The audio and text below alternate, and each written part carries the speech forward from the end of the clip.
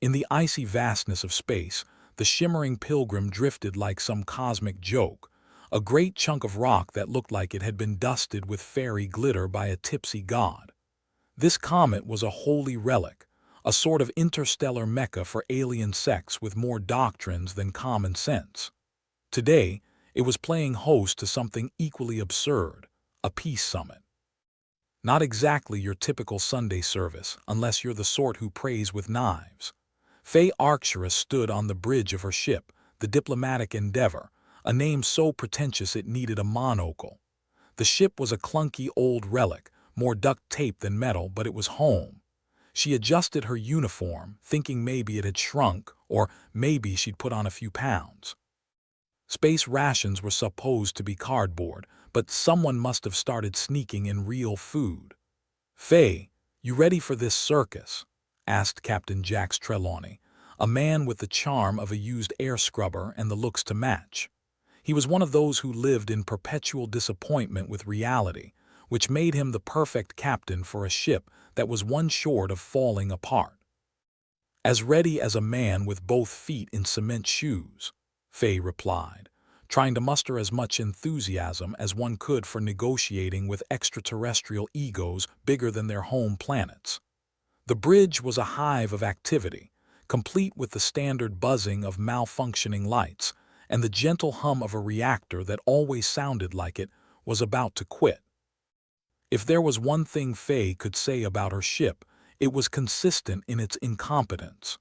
"Just remember," Captain Jack said, rubbing his bald head as if trying to polish a bowling ball, "these aliens have been fighting each other for centuries.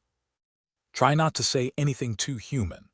"I'll try to keep the space racism to a minimum," Faye muttered, pulling on the ludicrously oversized helmet required for the atmospheric conditions on the comet. It made her look like a bobblehead, but safety regulations were written by people who'd never been to the kinds of places the rules were meant for. The ship shuddered forward, its engines wheezing like an old man climbing stairs. Through the viewport, the comet loomed, its surface shimmering with a light that was probably more radioactive than sacred.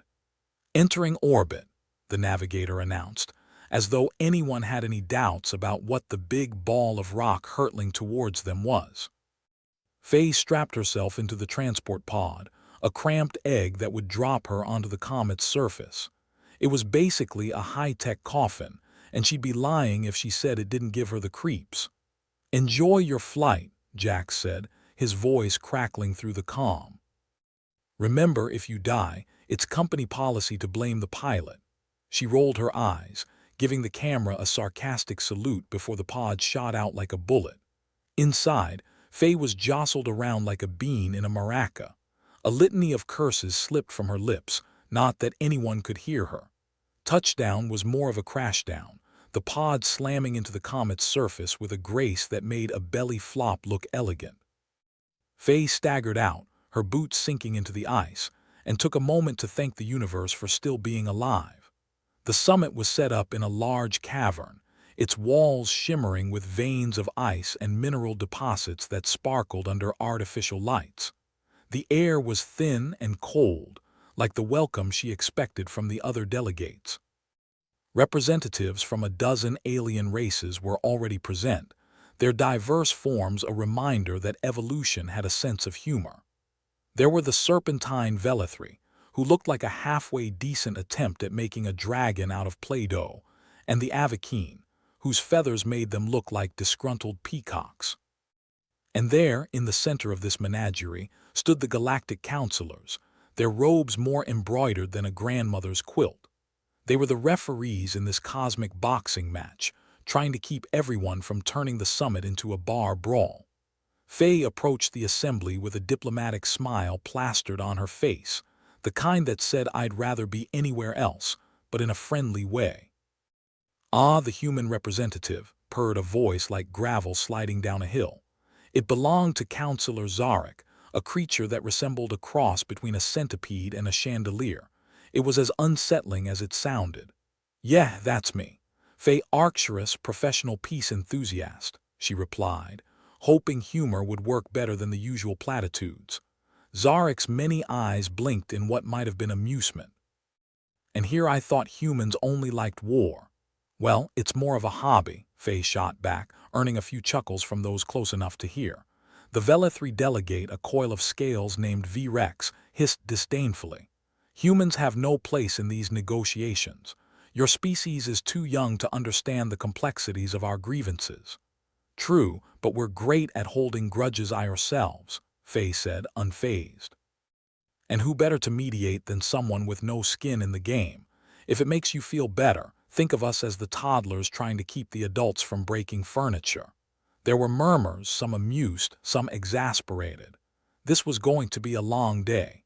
The Avakeen delegate, Preen, fluffed his feathers, which was either a sign of nervousness or an attempt to look bigger. Both were typical of diplomats in any species. Let's focus on the task at hand, Preen said, his voice like a trumpet. The shimmering pilgrim is sacred, and it would be a dishonor to our ancestors to fight here. Then what do you propose? Zarek inquired, mandibles clicking. Our grievances are not so easily brushed aside. Faye listened as the aliens began their dance of diplomacy, each word a step forward or back, each pause a spin. It was like watching a ballet choreographed by blindfolded octopuses. As they argued, she couldn't help but look around the cavern, noting the security personnel stationed at the edges. They had the relaxed posture of people who knew they'd get their heads handed to them if things went sideways. She was tempted to start a pool on how long it would take for that to happen. Then a low hum filled the cavern, rising in intensity until it became a shriek that set teeth on edge. Faye's stomach dropped. The sound was followed by a series of bangs that could only mean one thing. Things were about to get interesting. A chunk of ice exploded near the entrance, showering the delegates with frozen shrapnel. The meeting quickly devolved into chaos, aliens scrambling for cover, each blaming the other for the attack. And here I thought this was going to be boring, Faye muttered, ducking behind a stalagmite as another explosion rocked the cavern. She watched as Counselor Zarek slithered to a console, his many limbs working to bring up security footage. His expression, such as it was, turned grim. "We're under attack," Zarek announced, as though the explosions hadn't made that clear. "Our external sensors show an unidentified ship approaching fast." "Unidentified?" Faye asked, adrenaline buzzing through her veins. "Who doesn't want this peace to happen? Pick a side," Preen squawked, his feathers a ruffled mess. "We've all got enemies." Faye glanced at the counselors, their efforts to maintain control eroding faster than the ice around them. "Captain Jax, you getting this?" His voice crackled over her earpiece, distorted but recognizable. "Loud and clear. We're ready to assist, but it looks like we've got company of our own." "So, what now?" Faye asked, knowing full well that when plans go awry, improvisation is the only option. She didn't get an answer. Just another explosion that shook the cavern, and the realization that surviving this summit was going to take more than a few pretty words. The lights flickered ominously, casting long shadows across the ice. In that moment, Faye knew one thing for certain. Whoever had crashed this party was about to get a lesson in human stubbornness. As the chaos continued, she couldn't help but smile. After all, where was the fun in peace without a little bit of war? The shimmering pilgrim had the atmosphere of a deathbed vigil, a mix of hope, dread, and the faint smell of unwashed bodies. Not the kind of place you'd expect to see the galaxy's most cantankerous species attempting to settle their differences. It was like holding a marriage counseling session at a firing range. Faye Arcturus stood at the edge of the chaos, a reluctant ringmaster to an interstellar circus that could implode at any moment. She adjusted her oversized helmet, a contraption so laughably cumbersome it felt like carrying a small moon on her shoulders. Fashionable it was not, but it did wonders for obscuring the look of barely contained exasperation. The opening ceremony was supposed to be a solemn affair, a chance for each species to express their commitment to peace, something they were about as familiar with as a fish is with a bicycle. As speeches began, each delegate took turns offering platitudes more hollow than a politician's promise. The Velethri delegate, V. Rex, slithered to the podium, his scales clinking like angry wind chimes. "We have long sought peace," he began, his tone suggesting he'd rather be gnawing on gravel. "But we will not compromise our heritage or dignity in these negotiations." Translation: "We want peace, but only if it means we win," Faye muttered, earning a few glares from the nearby delegates. She flashed them a grin, the universal sign for go ahead, try to kill me later. Preen, the Avakeen delegate, strutted to the front, shaking his tail feathers like a peacock at a promenade.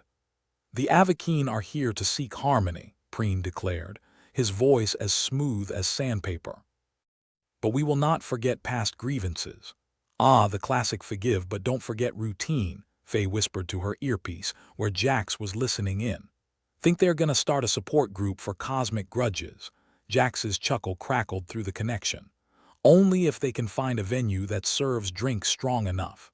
As the speeches droned on, subtle tensions simmered beneath the surface, threatening to boil over. It was like watching a pot of water on the brink of eruption, the lid rattling with barely contained steam. The cultural misunderstandings began with the Morag representative, a blob-like creature with an unfortunate resemblance to a sentient booger.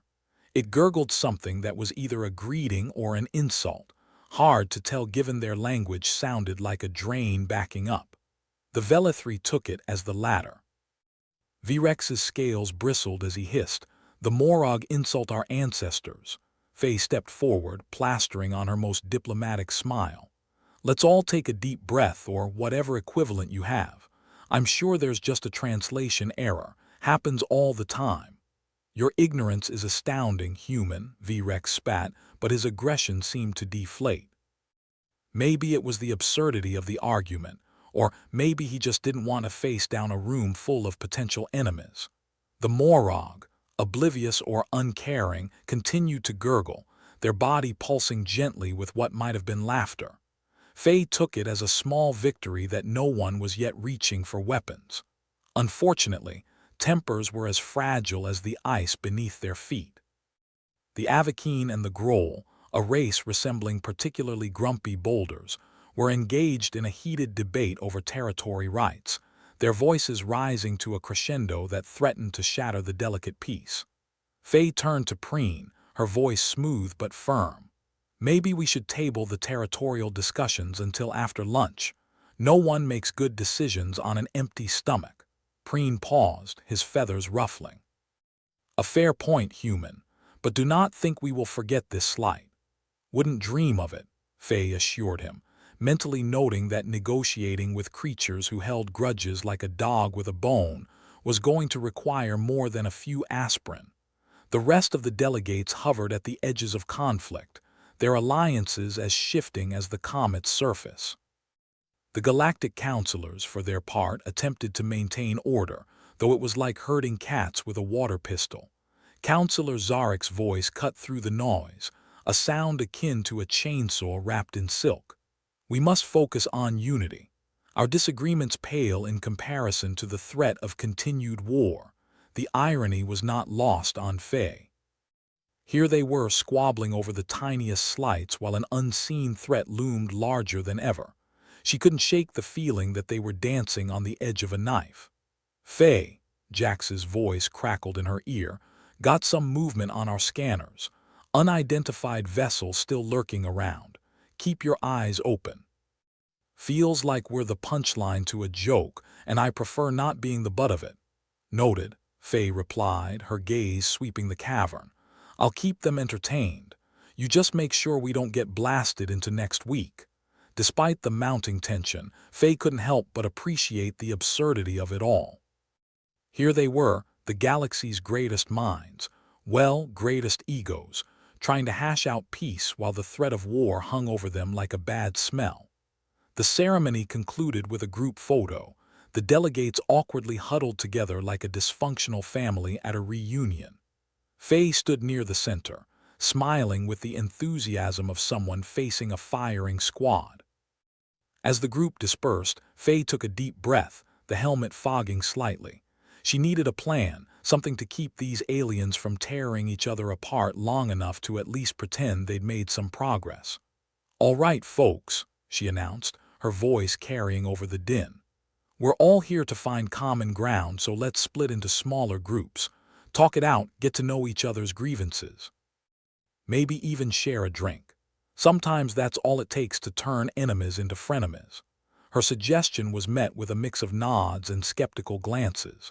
But the delegates, perhaps worn down by their own stubbornness, began to mingle in smaller clusters, their conversations a patchwork of languages and gestures.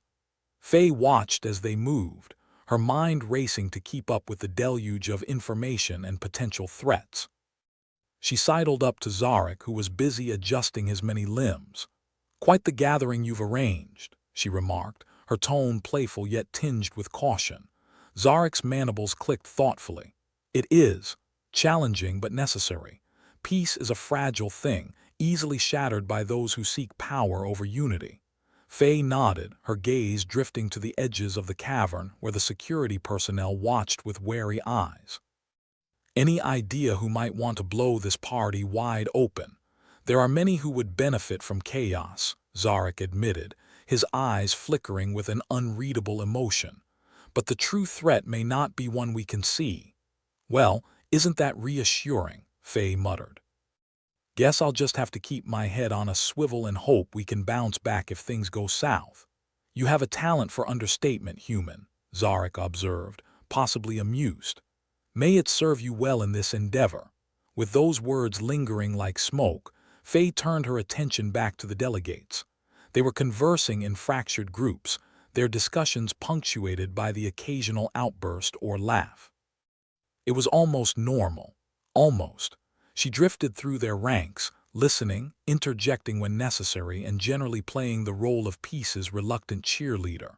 It was exhausting work, like trying to hold back a tidal wave with a teaspoon. As the hours wore on, there was a gradual easing of tension, a tentative thaw that suggested maybe, just maybe, there was hope after all. Faye clung to that hope like a lifeline, knowing full well how easily it could slip from her grasp. But even as the mood shifted, a nagging unease lurked at the back of her mind. The unidentified ship was still out there, a shadow on the periphery, waiting to make its move. She couldn't shake the feeling that they were sitting ducks, blissfully unaware of the hawks circling overhead. "Captain Jax, any updates?" she inquired, her voice low. "Nothing yet," Jax replied, the frustration evident in his tone. "It's like trying to catch smoke with your bare hands, but don't worry, we're on it." Faye sighed, her breath misting the visor. "Just keep us in one piece, okay? I've kinda gotten attached to this job, and I'd rather not die on my first interstellar assignment." The day pressed on, the minutes dragging like a slow, inevitable march towards something she couldn't quite define. Faye continued to shepherd the delegates, her energy flagging but her determination unwavering, at least until the next explosion ripped through the cavern, louder and closer than before. It was the kind of sound that made you feel like your bones were rattling apart. Panic surged through the room, the delegates scattering like leaves in a storm. Faye found herself thrown to the icy ground, the impact jarring but not debilitating. "Well, there goes my afternoon plans," she grunted, pushing herself upright. She scanned the cavern, noting the security forces scrambling to contain the chaos and failing miserably. "Faye, we're under siege here," Jax's voice blared in her ear, urgency lacing every word. "That ship's making a move and it ain't friendly." "Join the club," Faye replied, her eyes narrowing as she surveyed the pandemonium. "Looks like our party's about to get a whole lot more interesting." She rose to her feet, determination hardening like steel in her veins. If this was the endgame, she wasn't going down without a fight. Humans had a reputation to uphold, stubbornness and all. "All right, you cosmic bickering bunch," she shouted over the din, her voice sharp as a blade. "Time to put your differences aside and remember who the real enemy is. Because if we're going down, we're sure as hell taking them with us." And with that, the Peace Summit turned battle royal came to life, a whirlwind of allegiances and betrayals, each side jockeying for position even as the greater threat loomed ever closer. In the end, Faye knew one undeniable truth. This was going to be a story worth telling if she lived to tell it. Faye's helmet felt like a sauna for her head. Great, just what she needed. Her own personal sweat lodge while chaos reigned supreme. She struggled to keep the peace summit from turning into an all-out brawl. The comms in her helmet crackled to life, Jax's voice dripping with sarcasm. "I hope you're enjoying the fireworks, Faye. Really adds a certain je ne sais quoi to the proceedings, don't you think? Lovely." "Just lovely," Faye muttered, dodging a stray laser beam that sizzled past her ear. Because what's a peace summit without a few pyrotechnics? As the delegates scattered, Faye noticed a pattern, or rather a lack of one. Some skirmishes seemed more choreographed than a dance-off in a bad holodrama. And then there was the signal. It was faint, like a whisper on the wind, but it was there, beckoning. "Hey Jax, you picking up anything weird?" she asked, trying to focus despite the ruckus. "Define weird, Faye. We're on a comet surrounded by warring aliens. The bar is currently set at odd and we're aiming for batshit insane. Ha ha, very funny. I'm serious. I think there's a signal coming from inside this oversized ice cube. It's subtle, but it's messing with the delegates. You think it's sabotage. I think it's the universe's way of telling us we're not getting paid enough for this."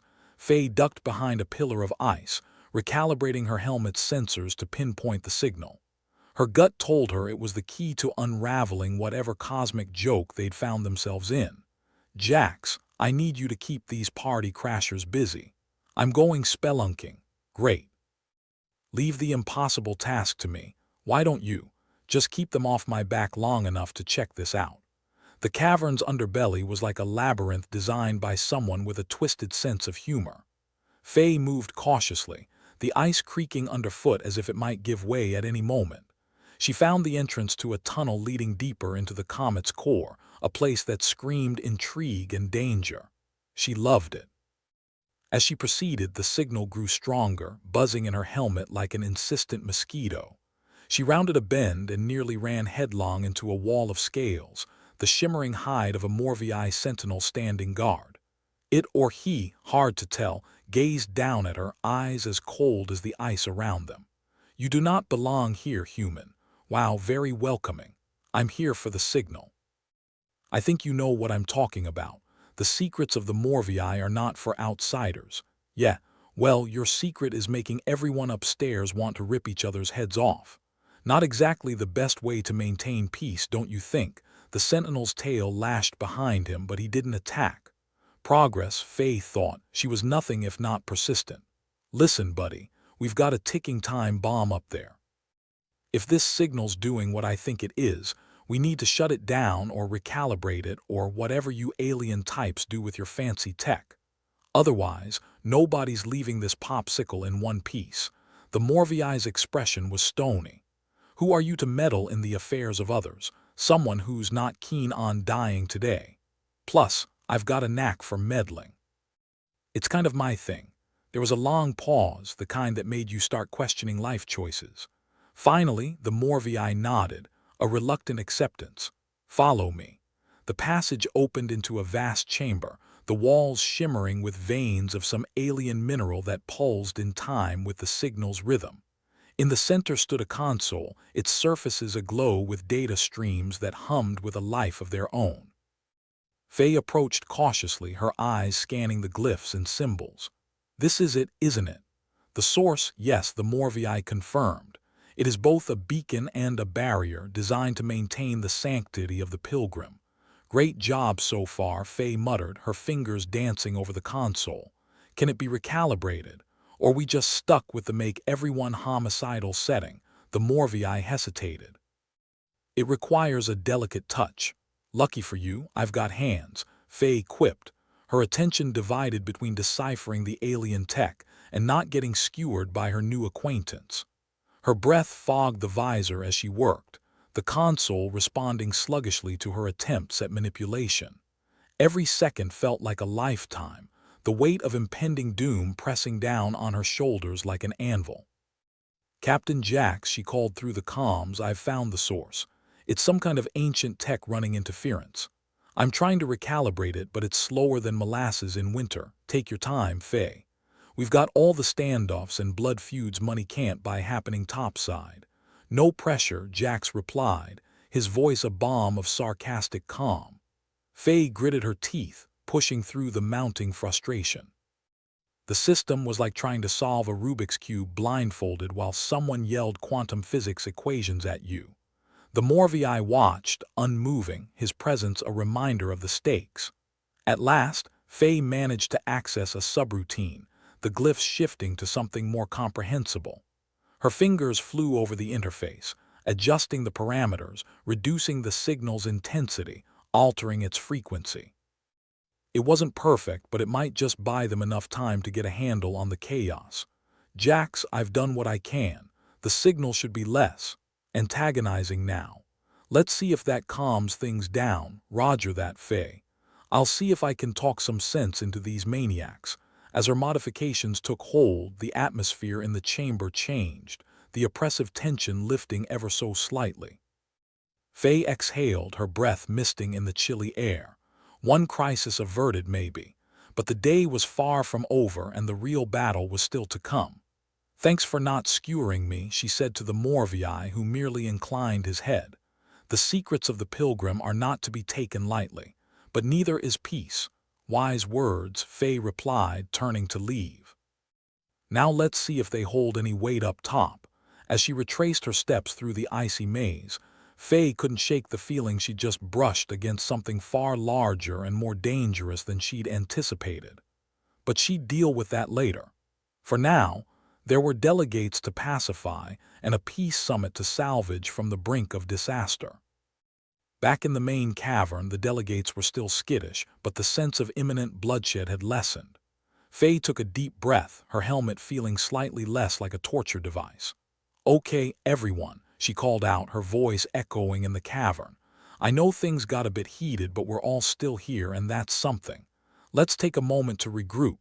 The delegates shifted uneasily, some nodding in tentative agreement. Faye caught sight of V-Rex and Preen, both looking marginally less homicidal, which she counted as a win. "Faye, what the hell did you do down there?" Jax's voice buzzed in her ear.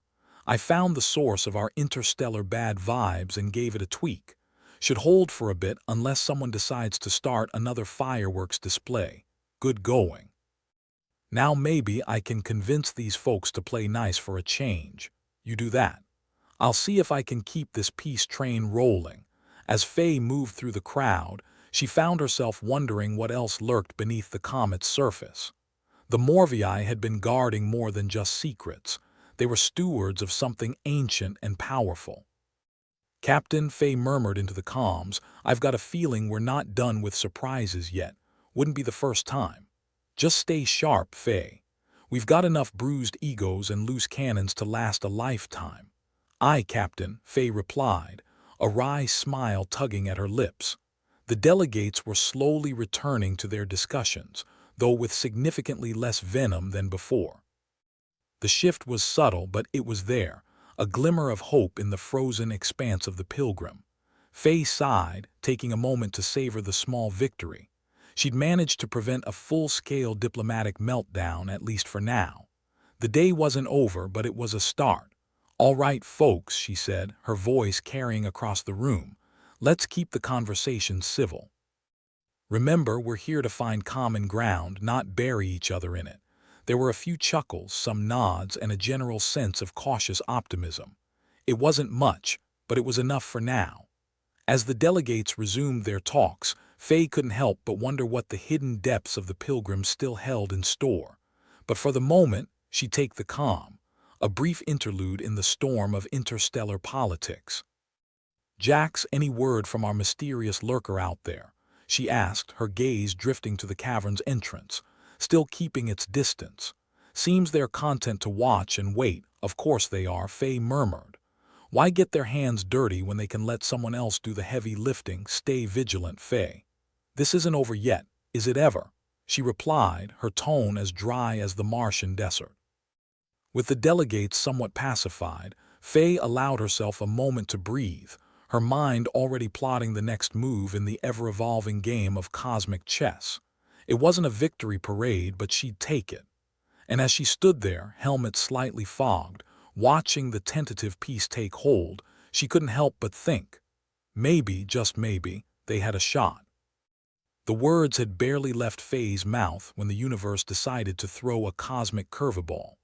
A sharp crack echoed through the chamber, and she staggered backward, clutching at her chest. The delegates' murmurs turned into a collective gasp, eyes wide with a mix of horror and morbid curiosity. Faye's helmet had a new decoration, a neat little hole right through the center. Decorative if you were into avant-garde headgear, catastrophic if you were into, well, living. She stumbled, legs refusing to cooperate, and crumpled to the ground like a marionette with its strings cut. Well, shit, Jax's voice crackled over the comms, a testament to the human ability to understate the blatantly obvious. Chaos erupted faster than a politician caught in a scandal. Vrex's scales clanked like a musical wind chime caught in a hurricane as he lunged for cover, while Preen squawked, feathers fluffing out like a startled chicken. The air was suddenly thick with accusations and panic, a veritable buffet of finger-pointing and squawking. Jax Mariner, Faye's ever-sarcastic aide, stood frozen for a millisecond, a mere microcosm of disbelief, before his brain kicked into survival mode. He'd seen enough barroom brawls escalate over spilled drinks to recognize the need for rapid damage control. "Everyone, shut the hell up," Jax bellowed, channeling his inner drill sergeant. "Let's not turn this into a reenactment of the Battle of Clusterfuck Ridge." The delegates hesitated, mid-shriek, and the cacophony dialed down a notch. Enough for Jax to step into the spotlight, figuratively and literally, thanks to the unfortunate positioning of one of the comet's ambient light beams. "Nobody move," Jax commanded, voice steady despite the chaos swirling around him. "Unless you want to explain to your ancestors why you came all this way just to start a war over a misunderstanding."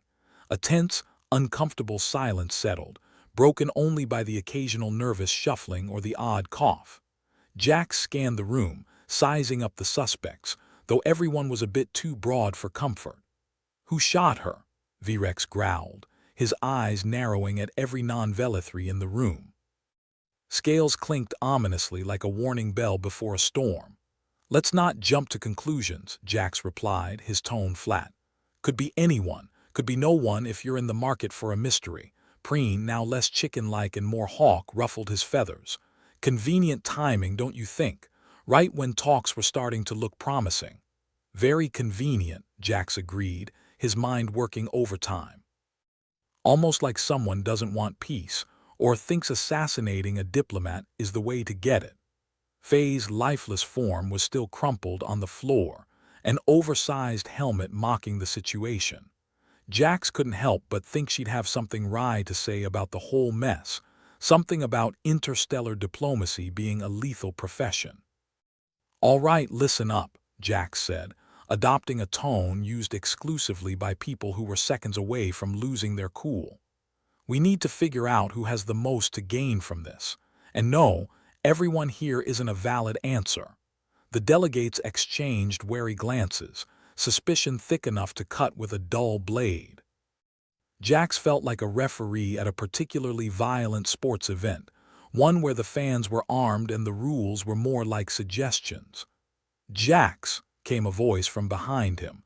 It was Captain Trelawney, his expression one of perpetual disappointment, a face he was famous for. "What's the play?" "The play?" Jax echoed, scratching his chin. "Well, the play is to keep these lunatics from offing each other long enough for us to figure out who pulled the trigger."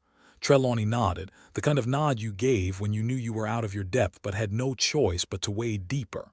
"We're on the brink here. If this goes south, we're talking galactic repercussions." "Yeah, thanks for the pep talk, Captain Obvious," Jax muttered. He turned back to the simmering crowd. "All right, let's start with the obvious question. Where the hell did that shot come from?" Jax's voice carried over the crowd, causing a ripple of murmurs to spread as delegates cast suspicious glances around the cavern. The walls seemed to close in, the icy surfaces absorbing the tension and reflecting it back tenfold. Preen flapped his wings restlessly, eyes darting between the other delegates. A sniper, maybe. Hidden somewhere in this god-forsaken icebox. Could be, Jax replied. But that doesn't narrow it down much. We're surrounded by ice and shadows.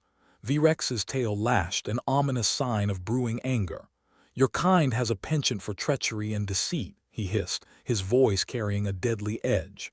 Yeah, and your kind has a penchant for jumping to conclusions, Jax shot back, unruffled. Let's not start a blame game unless you want me to host an interspecies roast. We need more information, Trelawney interjected, his voice cutting through the noise like a laser scalpel.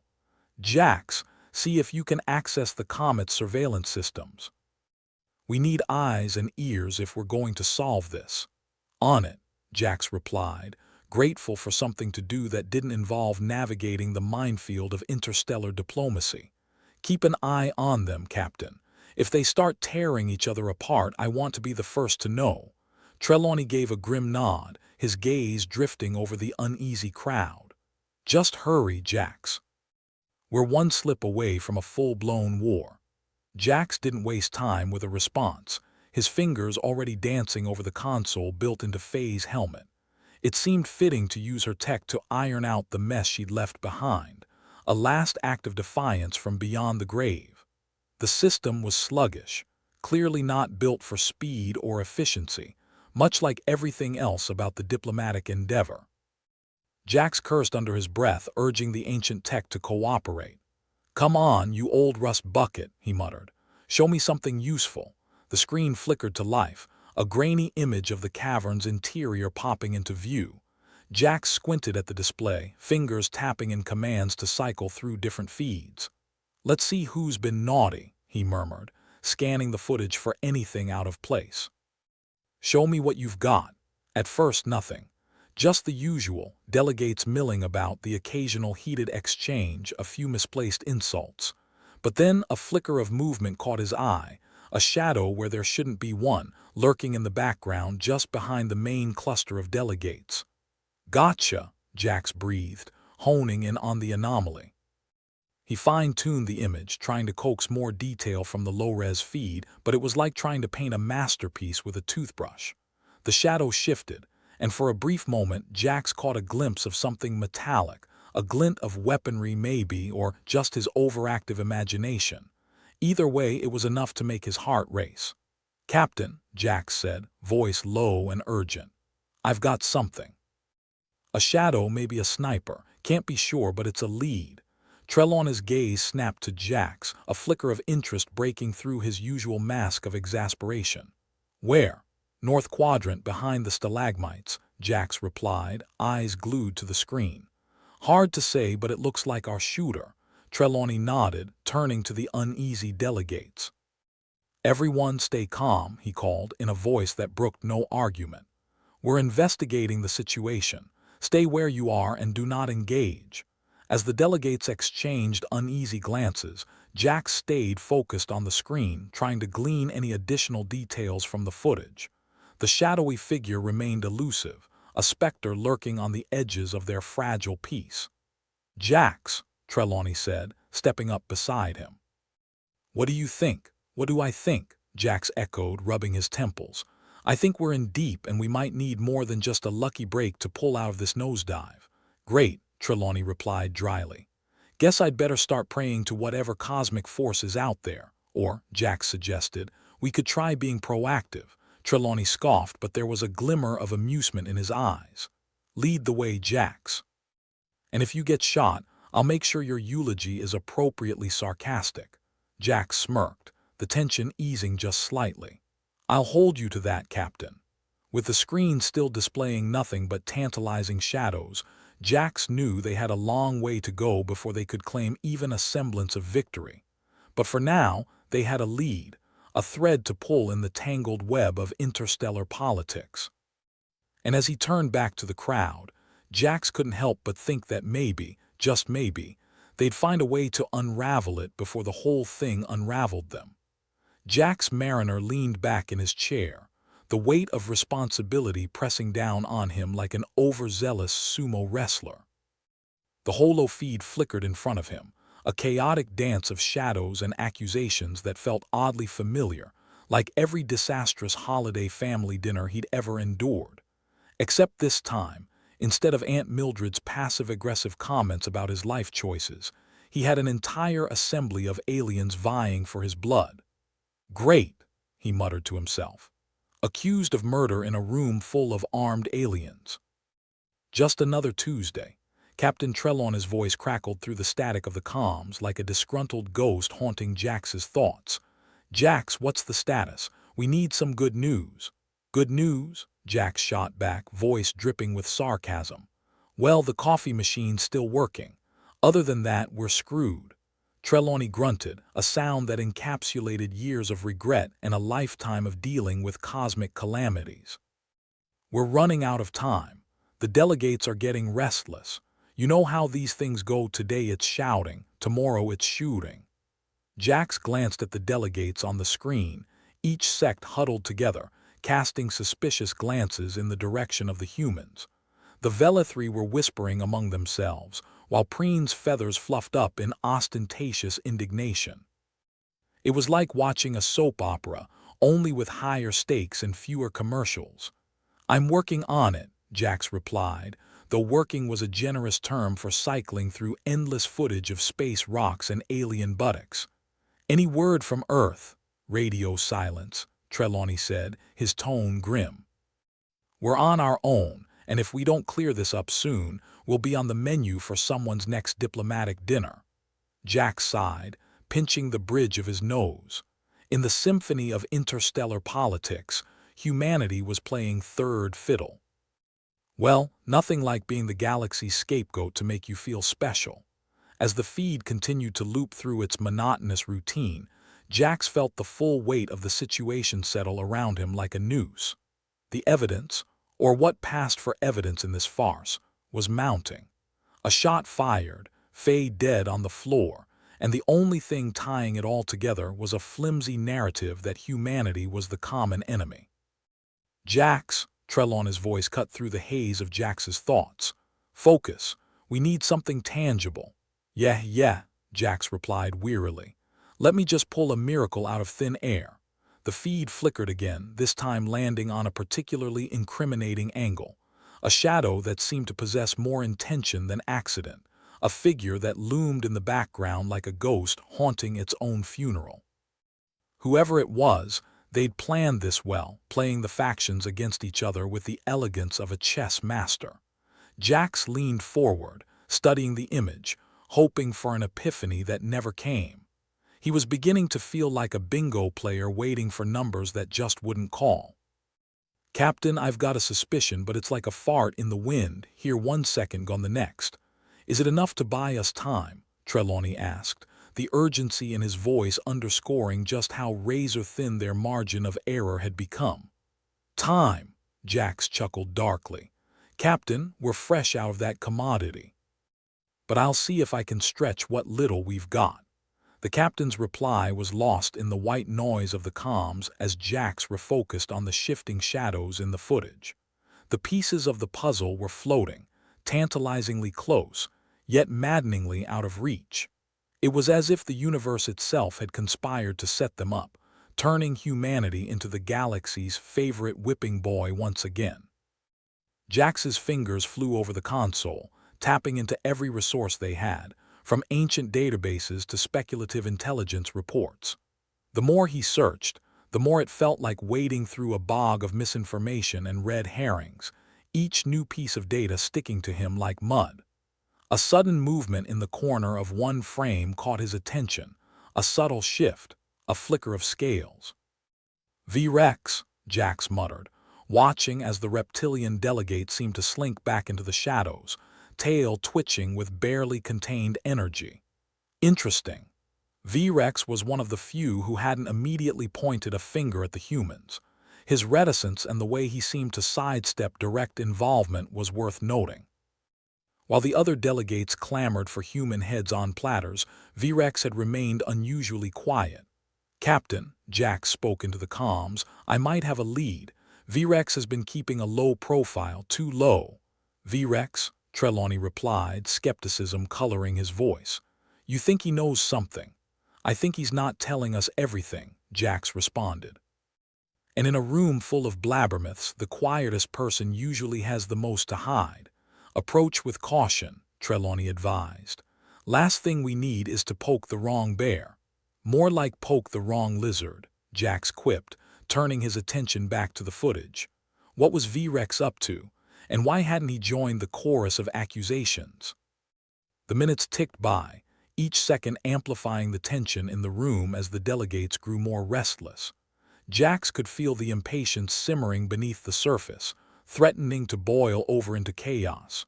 With a resigned sigh, he switched off the feed, knowing that any more staring at the screen would only make him cross-eyed. It was time to confront the evidence, or lack thereof, head-on. Jax rose from his seat, squaring his shoulders as he prepared to face the music. It was time to play detective in a room full of perpetrators, with the hope that his instinct about V-Rex was more than just a desperate gamble. As he made his way toward the cluster of delegates, Jax's mind whirled through possible scenarios. It was like playing a warped game of chess where the pieces had minds of their own, and the board was constantly shifting beneath his feet. He approached V-Rex with a nonchalant air, as if he were simply taking a stroll through a park rather than a minefield. V-Rex, he greeted, voice casual. Mind if I have a word? V-Rex turned his head, eyes narrowing with a hint of suspicion. What do you want, human? Just a chat, Jax said, maintaining an affable demeanor. I've been thinking, while everyone else is busy pointing fingers, you've been remarkably quiet. V-Rex's scales shimmered under the dim light, a testament to his wariness. It is not my place to speak without reason. Fair enough, Jax replied, leaning in slightly. But sometimes silence speaks louder than words, don't you think? The reptilian delegate tilted his head as if weighing Jax's words. You believe I am withholding information. I'm saying, Jax continued, that in a room full of loudmouths, the one who stays quiet usually knows more than the rest. V-Rex's eyes glinted, a flash of something unreadable. And what do you propose I know? That's what I'm trying to figure out, Jax said, his tone conspiratorial. Help me out here, V-Rex. We've got to find the truth before this all goes to hell. V-Rex studied him for a long moment, and Jax could almost see the gears turning in the alien's mind. Finally, V-Rex sighed, a sound like the rustle of dry leaves. I do not believe the humans are behind this. Jax blinked, surprised by the admission. Why not? Because none of you are smart enough to pull it off, V-Rex said bluntly. No offense. None taken, Jax replied dryly. But that still leaves us with a problem. Indeed, V-Rex said, his gaze flicking toward the other delegates. There are those here who benefit from chaos. Jax nodded, absorbing the information. And by staying quiet, you're keeping out of the crossfire. V-Rex inclined his head slightly. Precisely.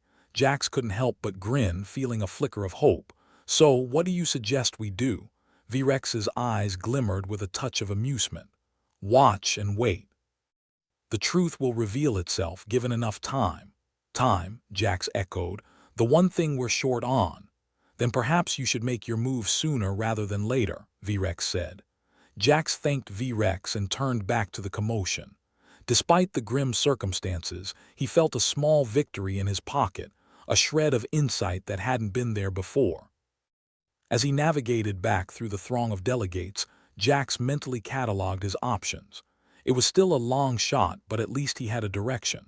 A path, however treacherous, was better than the abyss. The conference room was buzzing with tension, each faction weighing the pros and cons of staying put or abandoning ship. Jax could sense the precarious balance, the invisible scales that could tip at any moment. He needed to act and fast, but how to do that without setting off a powder keg? It was like threading a needle while blindfolded, with the added bonus of deadly stakes. Jax took a deep breath, the air tasting of desperation and thin hope. He had to convince them they weren't at the end of their rope, even if he was starting to feel the noose tighten. Attention, everyone, Jax called, stepping into the center of the room. I know tensions are high, but we're closer to figuring this out than you think. The delegates turned toward him, a mixture of suspicion and expectancy in their eyes. It was time for the performance of his life, with the galaxy as his stage. There are those who profit from discord, Jax began, channeling his inner showman. And while blame is easy, truth requires effort. He caught Vrex's eye, a silent acknowledgement passing between them. It was a gamble, but every card he held was already on the table. Let's work together, Jax continued, his voice carrying a conviction he hoped wasn't just smoke and mirrors. Before we find ourselves lost in the chaos we seek to prevent. As the room simmered with a collective uncertainty, Jax felt the weight of their scrutiny, the burden of proving his worth in a galaxy that seemed hell-bent on tearing itself apart. For now, he'd bought them time, an all-too-brief reprieve in the storm that raged around them. But the clock was ticking, and Jax knew that the next move would be the most dangerous of all. In the theater of interstellar politics, the curtain was rising on the final act, and Jax could only hope he'd memorized his lines. Jax Mariner had been in a lot of tight spots, but this was the tightest.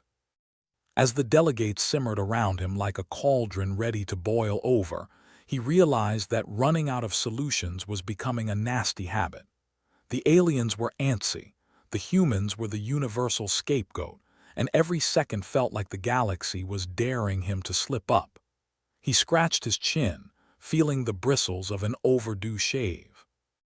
Time to find that miracle, he muttered, heading toward the exit with a confidence he didn't quite feel.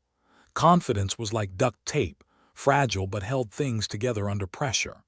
Before he could slip into a planning funk, Vrex sidled up beside him, scales shimmering with what could either be sweat or just the weird alien equivalent. "You mentioned a chat, human," Vrex said, voice a low rasp. "Do you know the tunnels?" Jax cocked an eyebrow. "Tunnels? You're telling me this rock has more holes than a politician's promises?" Vrex nodded. "Ancient paths carved by those who worship the comet. Hidden, forbidden, forgotten, but not by all. Typical. Just when Jax thought things couldn't get more complicated, the universe tossed him a new layer of crap. Still, tunnels could mean secrets, and secrets had a funny way of shedding light on mysteries. "All right," he said. "Show me the rabbit hole." Vrex led him through the pulsating crowd, their path a narrow thread through the tapestry of barely concealed hostility. Jax tried not to think about the fact that at least half the room would cheerfully knife him in the back at their first opportunity. They came to a nondescript panel, one of many dotting the walls of the makeshift conference room that had been cobbled together inside the comet's belly. Vrex tapped a sequence into a small, ancient console, and the panel slid back with a groan of overworked machinery, revealing a yawning darkness beyond. "After you," Jax said, gesturing like a gentleman escorting a lady to the guillotine. Vrex gave a dry chuckle and slithered in, Jax following close behind. The passage was narrow, the ceiling low enough that Jax had to stoop. It was like being swallowed by a mechanical beast, the air thick with the scent of rust and secrets. "So, what do we expect down here?" Jax asked, his voice echoing off the close walls. "Possibilities," Vrex replied cryptically. "The comet's history is written in these tunnels, stories of gods and fools, of peace and betrayal." "Sounds like a bestseller," Jax quipped, though his curiosity was piqued. The tunnels were ancient, that much was clear. Their walls were etched with strange symbols, some glowing faintly as if they held onto the comet's energy through sheer stubbornness. They walked in silence for a while, the only sound the soft rasp of Vrex's tail against the metal floor. Jax wondered if anyone had bothered to investigate this place before, or if it was just another piece of the comet's enigma left to gather cosmic dust. Finally, they reached a wider chamber. The walls were lined with alcoves, each holding a glowing crystalline structure that hummed with energy. It was like stepping into a cathedral of the cosmos, where technology and mysticism shared a drink and a bad joke. "These crystals," Vrex said, indicating the alcoves, "store information, memories of the comet's past." Memory crystals. Why am I not surprised? Jax said, eyebrows raised. Space was full of bizarre tech, and every time he thought he'd seen it all, something came along to remind him how little he actually knew. V-Rex approached one of the crystals, placing a clawed hand upon it. The air shimmered, and a holographic display sprang to life, casting ghostly shadows across the chamber. Jax squinted at the display, recognizing the comet's surface and the layout of the summit chamber. There were beings aliens from the past gathered in ceremonial robes. Looks like the comet's been hosting peace talks longer than we've been screwing them up, V-Rex nodded. The comet is sacred, a place of renewal and alliances, but not all who come here seek peace. Some seek advantage. Typical, Jax muttered. If there's a way to mess things up, someone's always got their hand in the cookie jar. As they watched, the scene shifted, showing another group, one that looked a lot less interested in peace and more in power. Jax couldn't help but notice their symbols matched those etched on the walls. So these guys, Jax said, pointing at the newcomers, they're the ones causing trouble, right? Perhaps, V-Rex said. Their influence lingers. And those who know the comet's secrets can manipulate the summit's players. Jax took a deep breath. All right, if we're gonna solve this, we need a plan. Preferably one that doesn't end with my head on a pike. V-Rex chuckled. A good plan, then. Let's find others who seek truth, not war. As they left the chamber, Jax couldn't shake the feeling that they were on the cusp of something big, something that could either save the summit or doom it. Like playing poker with the devil, only the stakes were universal annihilation instead of a measly soul. They emerged back into the conference room, the shifting dynamics of alien diplomacy like walking into a room filled with lit fuses. The delegates were still edgy, and Jax could feel the speculative gazes following him and V-Rex as they moved back to their respective seats. Jax caught sight of Captain Trelawney, his expression as bleak as ever, like a man who'd just found out his favorite bar had run out of whiskey. Jax made his way over. "Captain," Jax greeted, "we've got leads." Trelawney raised an eyebrow, looking like he half expected Jax to start juggling flaming torches next. "Leads? Please tell me they're good ones." "As good as alien memory crystals and ancient conspiracies get," Jax replied.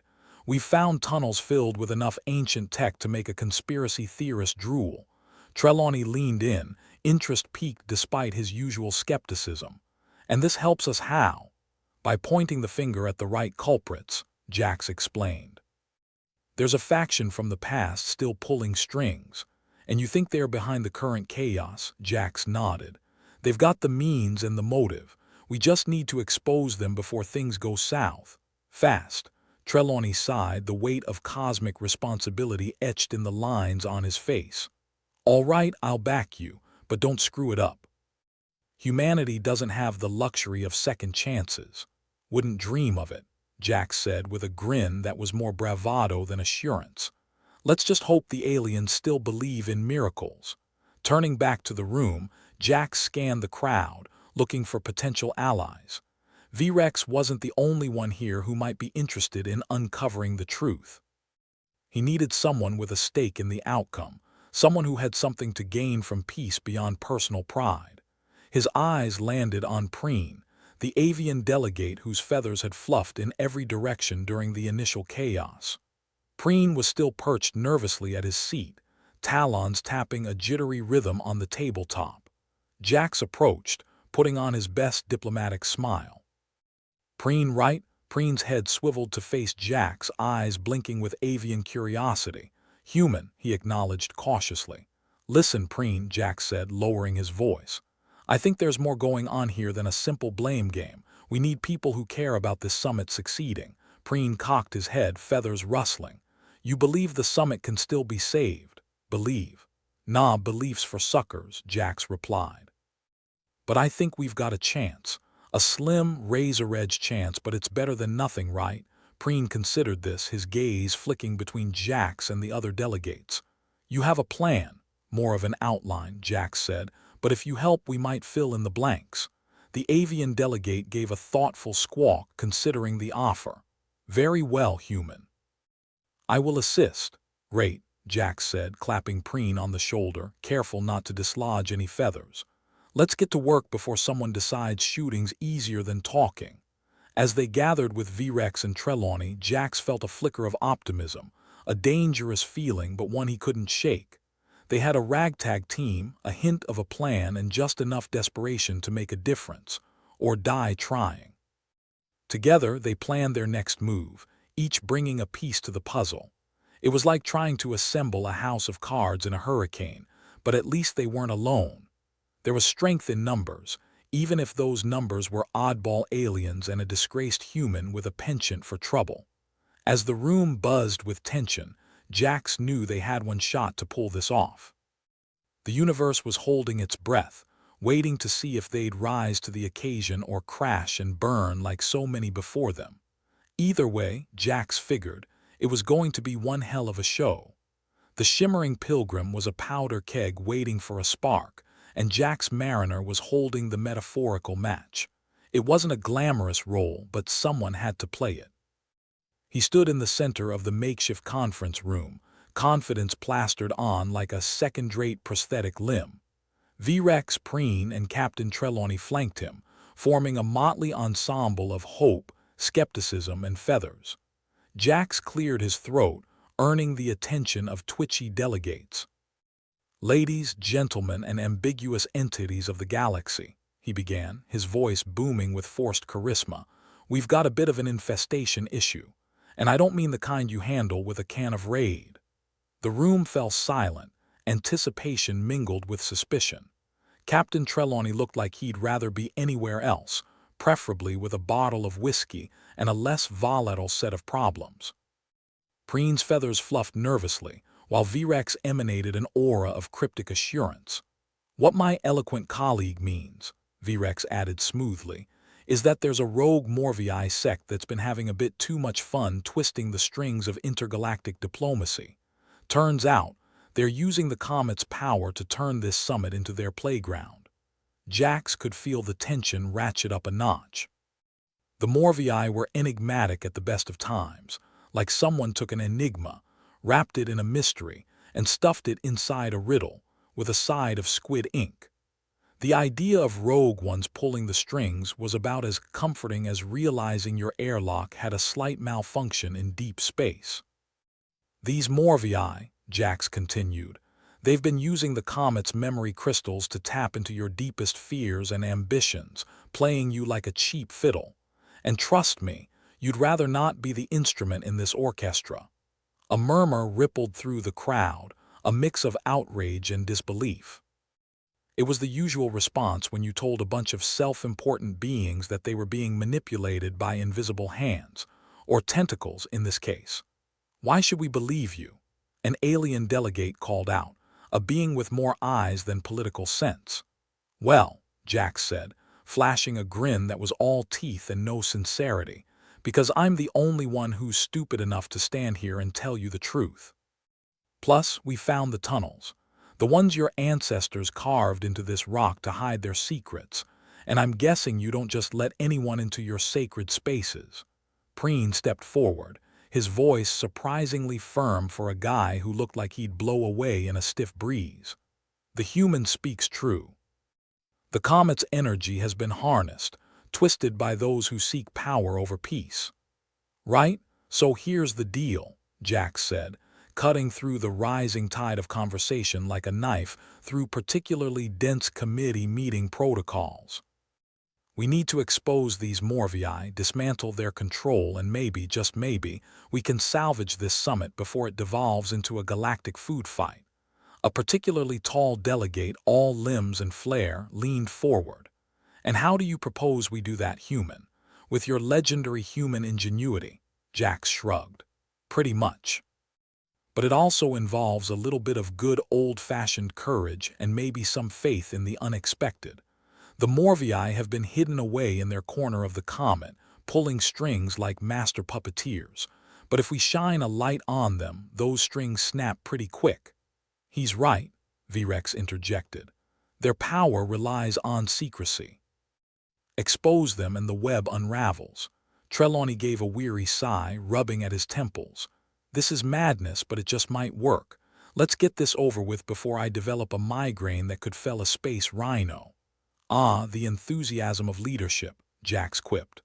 All right, delegates, we're heading into the belly of the beast, or in this case, the comet. If you've got any weapons, bring him. If not, bring your wits. We'll need all we can get. As the group rallied, gathering courage and making uneasy alliances, Jax led them back to the concealed panel entrance where this little adventure had started. The panel slid open with a groan, revealing the ominous darkness beyond. It was a fitting metaphor for the situation, really. A leap into the unknown with only a prayer and a plan held together by hope and duct tape. Jax took a deep breath, peering into the shadows. All right, folks, let's go play hero. Maybe we'll even live to regret it. With that, they stepped into the tunnels once more, their footsteps echoing in the quiet like the heartbeat of the comet itself. The path wound deeper, the air growing colder, oppressive with the weight of ancient secrets and forgotten history. In the lead, Jax moved with a confidence that belied the churning anxiety in his gut. He didn't believe in destiny, but he did believe in making the best of a bad situation, and this was about as bad as it got. They reached the chamber where the memory crystals hummed in their alcoves, the air shimmering with the residue of Morvii manipulation. Jax could feel the energy vibrating in his bones, a dissonant chord that made his skin crawl. All right, V-Rex, Jax said, turning to the alien with a nod. Let's get this show on the road. V-Rex moved to the center of the chamber, his scales catching the light like a living mosaic. With a precise gesture, he activated one of the crystals, and the air filled with the holographic ghosts of past summits, images of hope, betrayal, and the relentless push and pull of diplomacy. Jax watched as the scene shifted to reveal a group of Morvii, their forms half hidden in the shadows. Even in holographic form, they exuded an unsettling presence, their fluid movements hypnotic and unnerving. There, V-Rex said, pointing at the spectral figures, the orchestrators of chaos. Jax nodded, feeling a grim sense of satisfaction. All right, we've got the evidence. Now let's blow this wide open. Preen stepped forward, his voice carrying an unexpected authority. Delegates. Behold those who seek to control us, who turn peace into a tool for their own ends. The room buzzed with renewed energy, the delegates' outrage simmering into something more focused. Jax knew the feeling well. It was the moment when a mob became a movement, when chaos found purpose. But there was still one more card to play, one that could tip the scales. Jax activated his comms, reaching out to the one ally who'd been conspicuously absent in this little drama. Faye, he said, his voice a low rumble in the confined space of the tunnels, we could use that circus magic of yours. Any chance you're up for a grand entrance? There was a crackle of static, followed by Faye's voice, rich with sarcasm. Oh, darling, you know I can't resist a good spectacle. Just give me 5 minutes and a little room to stretch. Jax allowed himself a small smile. Perfect. We'll keep the Morvii distracted until you get here. The next few minutes were a blur of tense anticipation, the delegates murmuring amongst themselves, the air thick with unspoken hopes and fears. Jax could feel the weight of the moment pressing down on him, but he wore it like a well-fitted suit of cynicism. Finally, the chamber doors swung open with dramatic flair, revealing Faye Arcturus in all her glory. She was a vision of theatrical confidence, her oversized helmet gleaming like a beacon of absurdity in the dim light.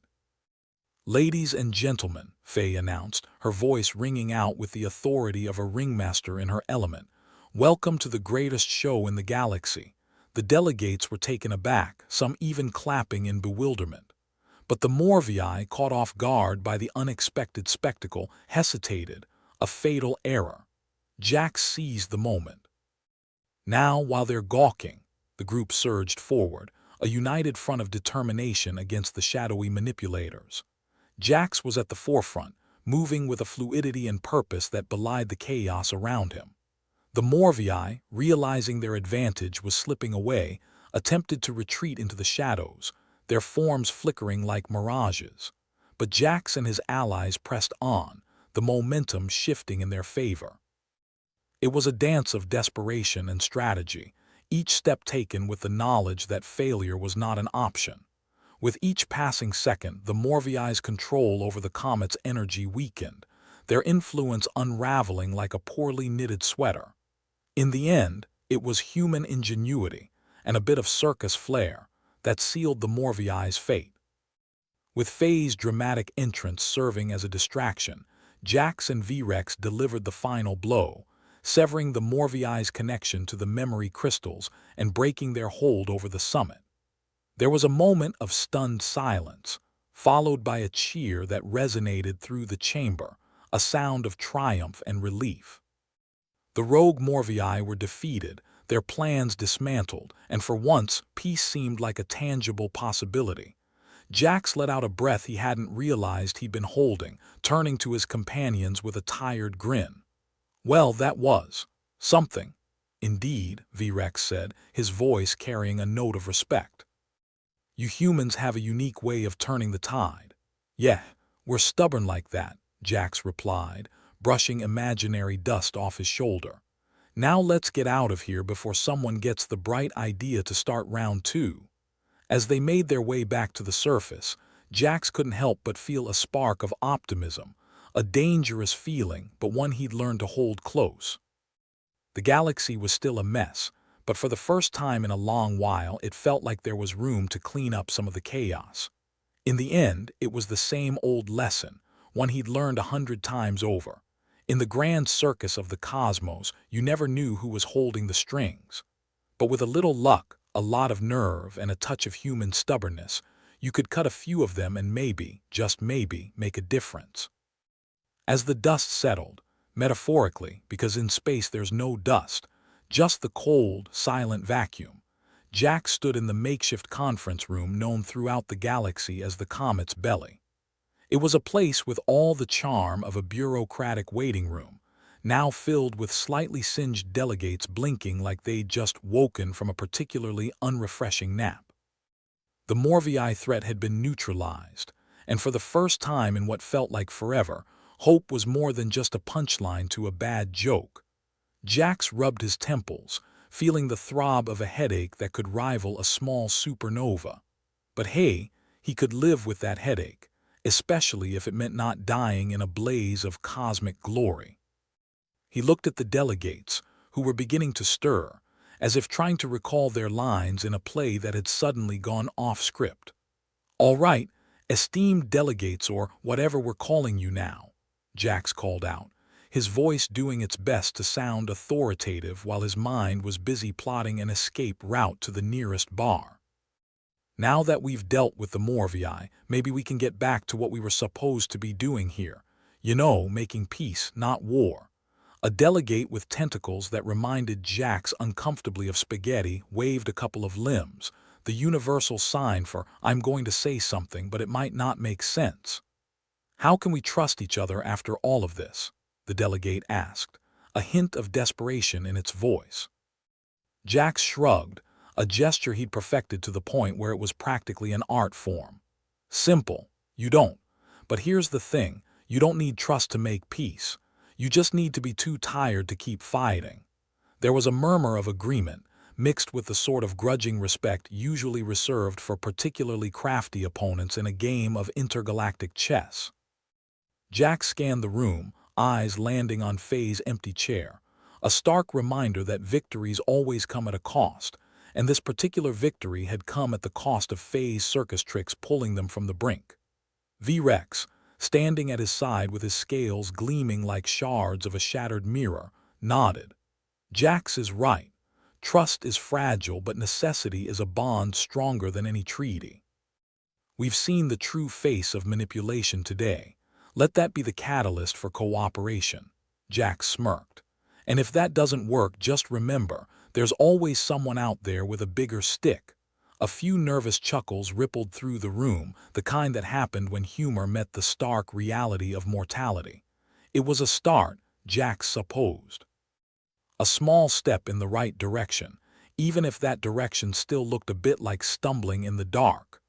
Preen, looking less like he might blow away in the next gust of cosmic wind, and more like he could at least stand his ground, fluttered his feathers in a gesture that screamed nervous anticipation. "Maybe we should draft a new agreement," he suggested. "Something that reflects our new understanding." "Good idea," Jax said, feeling a pang of sympathy for the poor bird-brained diplomat. "How about we start with no one's allowed to use shady memory crystals to manipulate the whole summit? Seems like a solid foundation." Preen nodded eagerly, the relief practically dripping from him, which was impressive considering his avian physiology. "Yes, yes. And we can include clauses about transparency and shared knowledge." A tentacled delegate perked up, its voice a low rumble. "And maybe a mandatory annual summit just to keep us all honest." Jax chuckled darkly. "Sure, as long as it's not held on a comet next time. I've had enough of this one to last a lifetime." The room fell into a sort of organized chaos as the delegates began discussing terms, everyone a little less hostile and a bit more hopeful. Jack stood back, arms crossed, watching the scene unfold. It was like watching a group of toddlers try to build a sandcastle while arguing about the right way to do it, but at least they were trying. Captain Trelawney sidled up next to Jax, his expression a blend of begrudging admiration and the usual look of a man who'd rather be anywhere else, possibly with a drink in hand. "Well, you've done it again, Jax. Managed to turn a complete disaster into only a partial disaster." "Yeah, I think I'm getting the hang of it," Jax replied, his tone light but his eyes carrying the weight of everything they'd been through. "Any more of this and I might start thinking I'm good at it," Trelawney snorted. "Don't let it go to your head, there's still a lot to fix." "True that," Jax said, glancing around the room. "But hey, baby steps. One galactic circus at a time, right?" As the talks progressed with more constructive debate and less shouting, always a good sign, Jax felt a curious sense of satisfaction. It was the kind of feeling you got when you finally managed to untangle a seemingly impossible knot, only to realize it was tied to about a dozen other knots. Still, progress was progress. V-Rex caught Jax's eye, a subtle nod passing between them, a silent acknowledgement of what they'd managed to accomplish. It wasn't perfect, nothing ever was, but for once it seemed like maybe, just maybe, they'd managed to pull something off that wasn't entirely doomed to failure. "Guess we might just make diplomats out of this motley crew yet," Jax mused, mostly to himself. "Optimism, Jax," V-Rex teased, his voice carrying just the right amount of mock surprise. "That's not like you." Jax grinned a little ruefully. "Nah, just momentary insanity. Don't worry, I'll be back to my usual brand of cynicism in no time." The peace talks, or whatever this was now, carried on, gaining traction like a snowball rolling downhill, slowly at first but picking up speed with every passing minute. Terms were drafted, arguments rehashed and then settled, and through it all there was a sense of unity that had been missing before.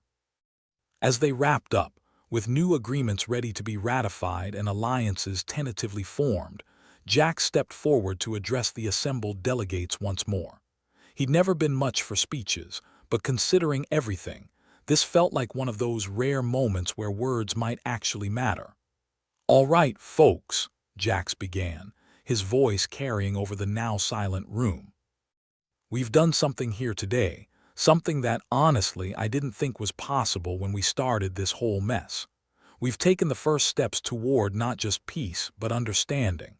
He paused, meeting the eyes of the delegates around him, each one reflecting a different mix of emotions: wary hope, cautious optimism, even a little bit of actual belief.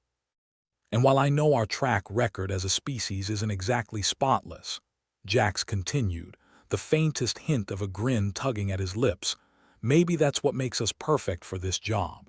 We're used to screwing up, but we're also pretty damn stubborn when it comes to fixing mistakes." There was a ripple of laughter, tentative but genuine, and Jax couldn't help but feel a little lighter. Maybe this wouldn't end in disaster after all. "So here's to the future," Jax concluded, raising an imaginary glass.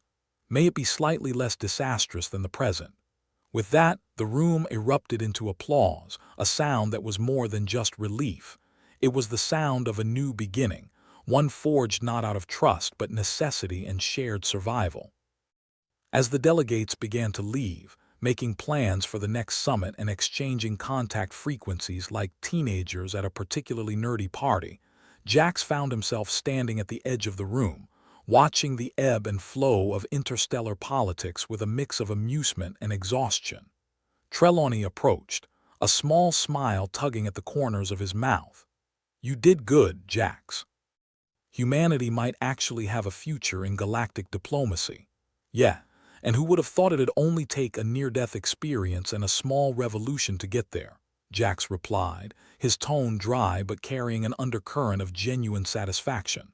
"That's the spirit," Trelawney said, clapping Jax on the shoulder. "Now, what do you say we celebrate this minor miracle?" Jax chuckled. "Only if celebrate involves a stiff drink and a quiet corner where I can pretend I don't have to do any more negotiating for at least a week." "Consider it done," Trelawney replied, his grin widening. "You've earned it."